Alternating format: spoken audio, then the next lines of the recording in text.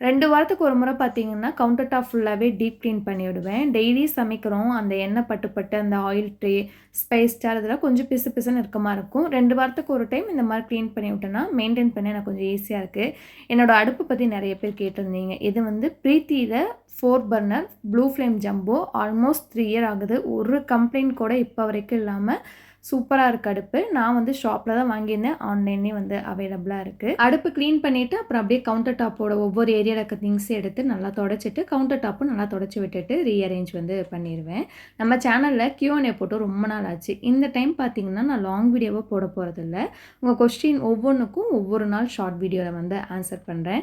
ஒரே ஒரு ரெக்வெஸ்ட் தான். ரொம்ப பர்சனலான கொஸ்டின் தீபியோட பர்சனல் பத்தி மட்டும் கேட்க வேணாம். மத்தபடி நீங்க என்ன கொஸ்டின் கேட்டாலும் நான் ஆன்சர் பண்றேன். ஃபர்ஸ்ட் மெஜாரிட்டியா லைக் வர கொஸ்டின் எல்லாமே வந்து ஒவ்வொரு நாள் வீடியோவில் நான் ஆன்சர் பண்ணிட்டு வரேன். கண்டிப்பாக உங்களுக்கு தோன்ற கொஸ்டினை வந்து கேளுங்க.